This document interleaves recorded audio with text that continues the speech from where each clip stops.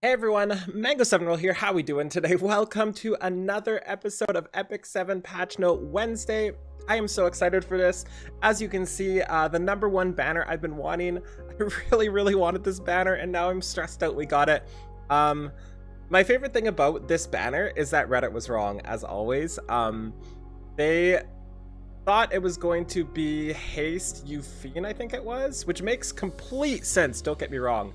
But it also proves that patterns don't really mean anything a lot of times, so we're really good at picking up patterns as like humans, so it's really funny when they're broken like that. So obviously this is why I never really take anything as proof until we see it in the patch notes. So for those of you who don't know, I've been saying it on stream a lot, but Iseria is my number one most wanted 5-star right now.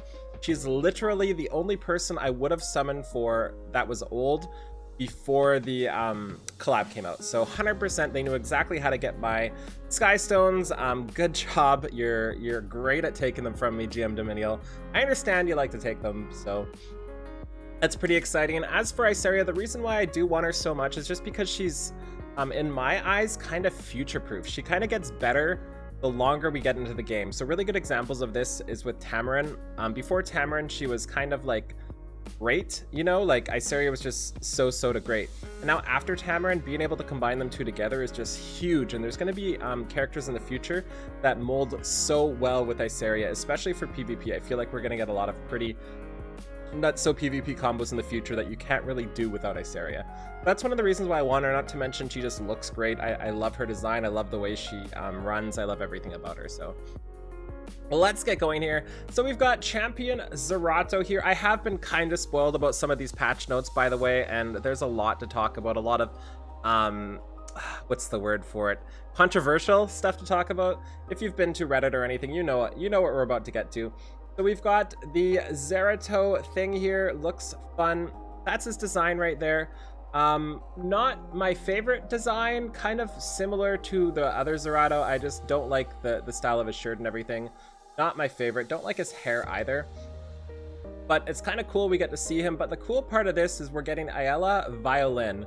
One of my favorite arts in the game for Worm Prince. Oh lordy, for artifacts. I'll leave that in there for you, Dragalia Lost Lovers.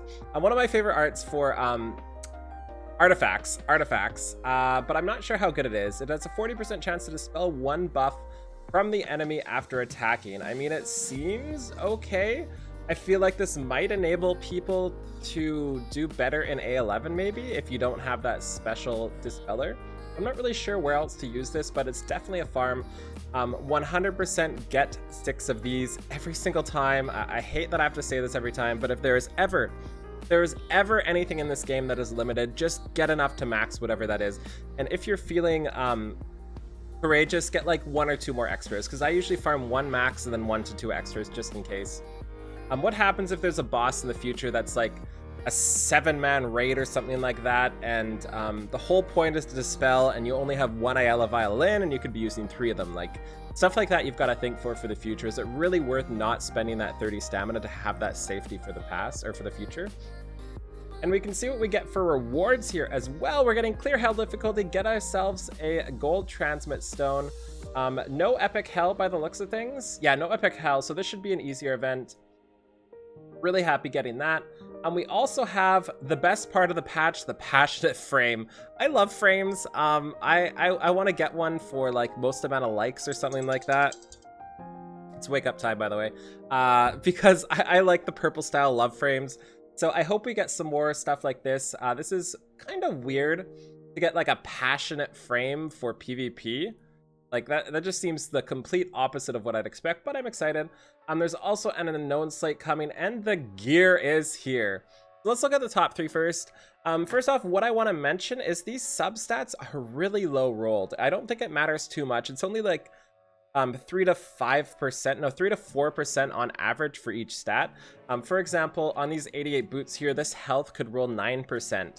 This crit chance I think can roll 6 or 7. Crit damage can roll 7 or 8. And effect resistance can roll like 9, I think. I might be slightly wrong on these numbers, but they gave them basically minimum rolls, which is kind of weird. I'm half okay with it, but it kind of just feels like they should have just given it to us, you know? Like, just let us have it. As for which ones are great, we have the attack ring here. It's got 2 of the best substats and 2 of the not so best substats, and it's also missing speed, which is most important. I'm not sure what to think about this ring. 65% attack is huge, and if you roll in all of the top 2 stats, you've got a baller of a ring. If you roll in effectiveness, that's also pretty good. A lot of people who want straight up attack also want effectiveness, people like Araminta, people like Haste. So that's also really good. But my problem with this ring is there's 0 defensive stats, so you really need to get your offensive stats from this ring, so you can sacrifice some maybe offensive later to get some defensive. So this really needs to roll in the top 2 stats. As for the weapon here, the top 3 stats are all fantastic to roll. You just need to dodge effect resistance. Ideally, you just want to get a lot of attack and speed, I would say. I want a little less crit rate on attack sets for some reason, just because the ones that I want attack sets on, I really like to stack it. As for the boot, 65% attack, pretty hard to beat that. They've even got a defensive sub, but no speed again. Having no speed is really painful. And the crit chance and crit damage are huge. Also, I thought I remembered Reddit saying there were 45 speed on boots, which is absolutely not a thing. So Reddit wrong again.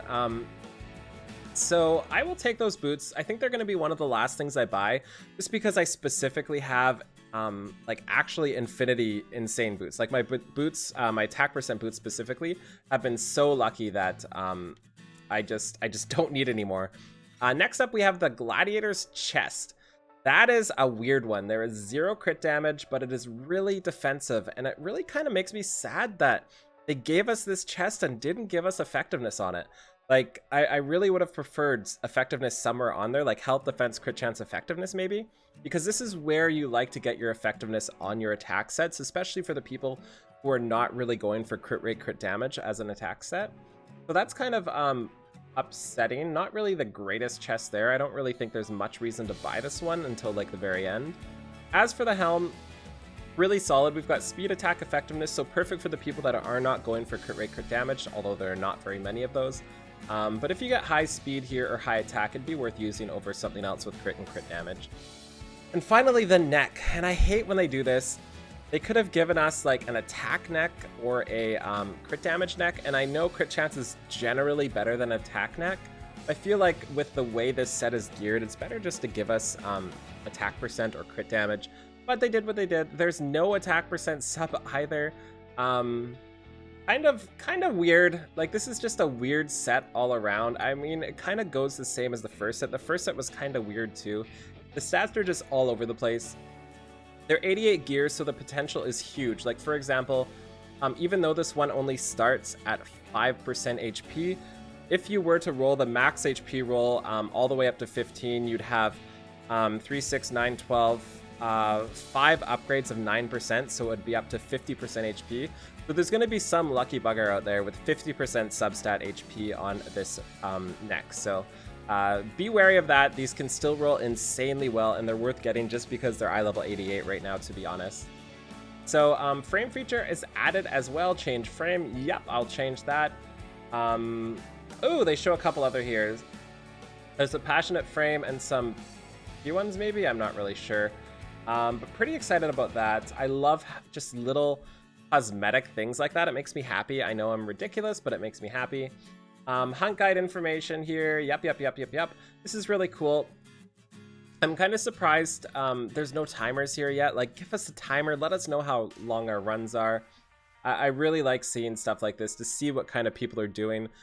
Really good for new players too, right? Like, you have to remember, not everybody goes to Reddit. Not everybody goes to YouTube. Some people just like to open up a game and play it.